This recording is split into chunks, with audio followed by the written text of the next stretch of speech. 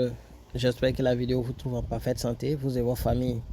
Et ce sur OneXBet, je vais vous faire l'analyse des matchs de la journée du 3 octobre. Il va s'agir notamment de 6 matchs de la Ligue des Champions. Il y a 2 matchs où je n'ai vraiment pas trouvé quel pronostic donner. Donc j'ai pris 6 matchs sur lesquels je vais me prononcer.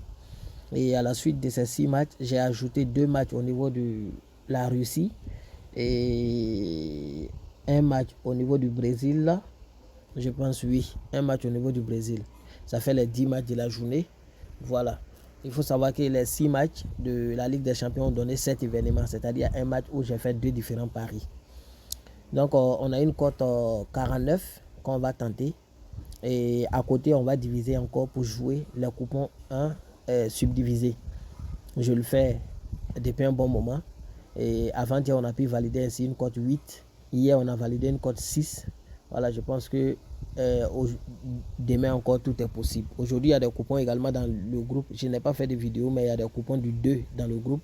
Vous pouvez rentrer dans le groupe Telegram dont le lien est en description. Ceux qui veulent jouer ce coupon également, rentrer dans le groupe Telegram. Je rappelle que ce coupon, vous misez juste un peu. Voilà, les coupons combinés, il y a toujours un risque. Et après, quand on va subdiviser, pour faire des coupons, les petits coupons, vous pouvez miser ce que vous voulez. Voilà. Donc, des matchs de la vidéo sont ici en général 4 coupons, c'est-à-dire le coupon global et puis 3 petits coupons. Voilà, 3 petits coupons ici des matchs de la vidéo. Parce que le constat est que voilà, dans les coupons de la vidéo que j'ai fait, les matchs là, on les valide. Souvent, c'est un seul match qui ne rentre pas le plus souvent. La plupart des cas, c'est un seul match qui ne passe pas. Donc, c'est pourquoi on divise pour faire des coupons subdivisés. Alors, le premier match sur lequel je voulais me prononcer, c'est le match qui oppose Manchester United à Galatasaray. Ce match-là va piéger beaucoup d'hommes parce que beaucoup vont parier sur la victoire de Manchester United, chose qui peut passer très facilement parce que United pas favori. Cependant, il faut faire très attention à l'attaque de Galatasaray qui est composée d'attaquants très expérimentés. Je vais citer Mauro Icardi, je vais citer Wilfried Zaha et plein d'attaquants. Et je pense qu'ils vont faire souffrir l'équipe de Manchester United. Pour moi, ils vont trouver le chemin des filets. Ils peuvent même nous surprendre avec une victoire ou un match nul. Voilà, dans ce match-là, il faut faire très attention. Et si vous voulez parier sur le match, il faut bien analyser à votre niveau également. Moi, j'ai donné mon point de vue. United a perdu un week-end, mais ils ont beaucoup de joueurs à l'infirmerie, et cet aspect peut jouer également sur eux. Galatasaray est super en forme. C'est vrai que le match aller, ils ont arraché le nul à la dernière minute, mais ils peuvent vraiment fatiguer l'équipe de Manchester United. Cependant, je pense que les deux peuvent marquer. Et les 3 buts dans le match ne sont pas difficiles à chercher. C'est pourquoi j'ai choisi simplement ce pronostic. 1-2-1, 3-1, ça peut passer dans ce match. Ou encore 1-2-2. Voilà. Il y a Copenhague qui joue face à Bayern. Ce match aussi est un match assez intéressant. Bayern, au milieu de, disons le week-end, n'était pas trop concentré. Voilà, mais ils ont pu arracher au moins le nul à Leipzig qui menait déjà 2-0.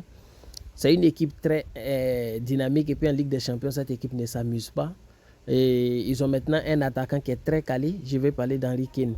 Bayern est largement supérieur et pas très favori dans ce groupe. Et Bayern aime toujours finir premier de son groupe en Ligue des Champions, tout le monde le sait. Face à une équipe de Copenhague qui a une défense un peu lente, mais agressive. C'est une défense un peu agressive. Bien que cela, je pense que Bayern peut les gagner. Et puis Bayern peut trouver le chemin des filets 2 fois, d'où le choix. Il y a Arsenal qui joue face à Lens. Tout le monde sait actuellement qu'Arsenal est dans la meilleure de ses formes. Les équipes françaises ne sont pas à la hauteur en Europe. Lens, l'année dernière, nous a montré du beau football, mais beaucoup de joueurs sont partis. Je vais parler des défenseurs et des milieux de terrain. Quelques-uns sont partis, laissant l'équipe dans des difficultés. Cette année, même pour décoller en Ligue 1, ils ont toutes les difficultés. Face à une équipe d'Arsenal qui est dans la meilleure de sa forme, au vu du niveau d'attaque d'Arsenal, je n'ai même pas hésité à donner la victoire à l'équipe d'Arsenal V2.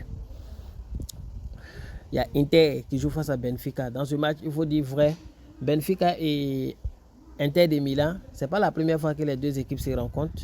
Ils se sont déjà rencontrés. Voilà, ils se sont déjà rencontrés. L'année dernière, je pense qu'ils étaient dans le même groupe avec le Barça et le Bayern. Oui, c'était ça, Inter, Benfica, Barça, Bayern. Et à notre grande surprise, voilà, Inter et l'autre s'était déjà qualifié. Vous allez voir que l'année dernière, au match aller, Inter avait gagné à l'extérieur 2-0 et match retour, le match s'est soldé 3-3. Dans le cumul, Inter avait gagné. Également, Inter les avait gagnés en 2004, 4-3. Généralement, vous voyez que quand les deux se croisent, au moins une équipe marque 2 fois. Ce pronostic pourrait bien passer. Au moins une équipe marque 2 fois. Parce que ce match, je le vois aussi en 3 buts. Mais je n'ai pas trop pris le risque. Benfica n'est pas en forme, surtout défensivement actuellement. Ils encaissent pratiquement tous les matchs. Inter pourrait, n'est-ce pas, gagner ce match.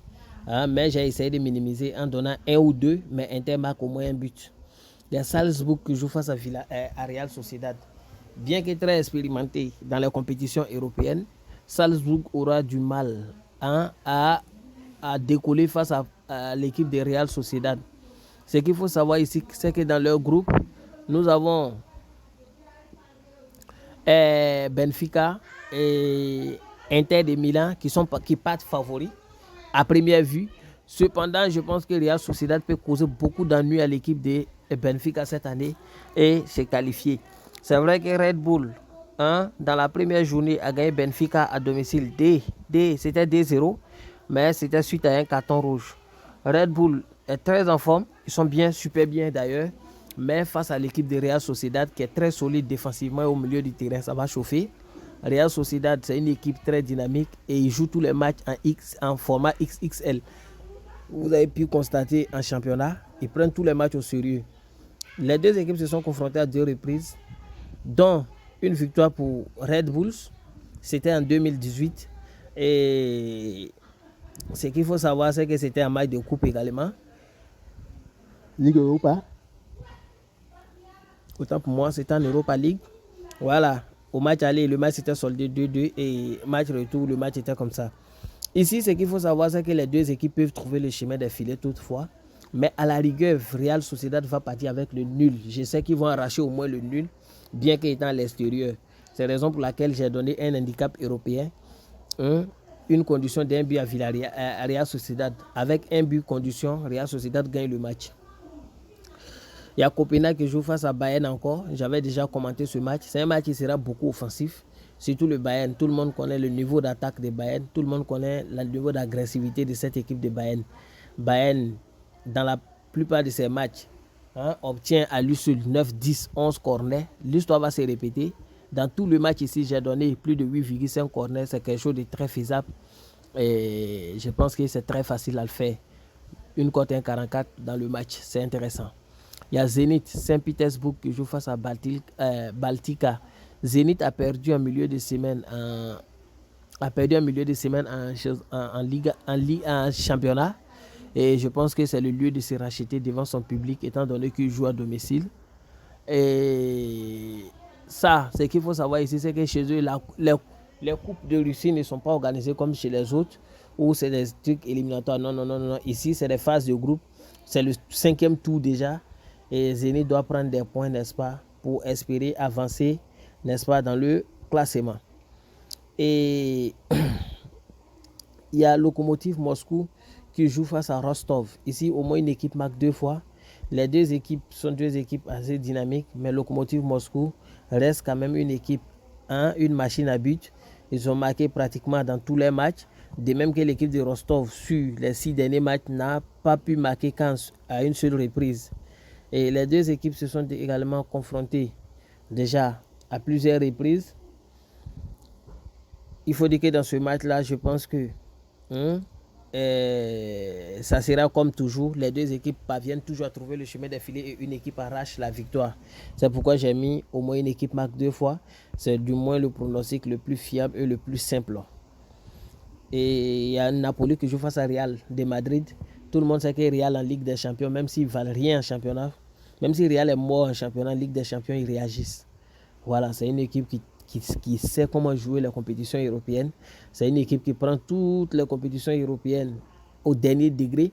Et ça fait que cette équipe-là est très bien en Europe.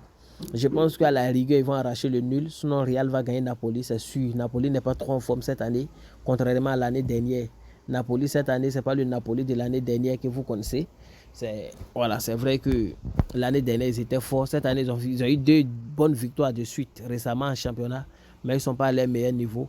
Et la lenteur de la défense cette année va leur causer beaucoup de problèmes face à une équipe de Real, avec le retour de Vinicius, bien sûr. Et il y a Mirassol qui joue face à Londrina.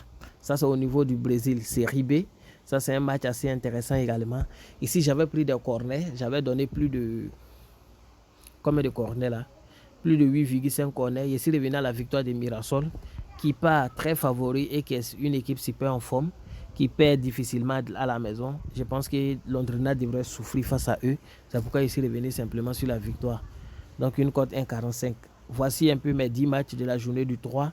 C'est une cote 49. Nous allons les tenter et les subdiviser pour jouer d'autres coupons. Ceux qui veulent jouer tous ces coupons vont rentrer dans le groupe Telegram. Merci.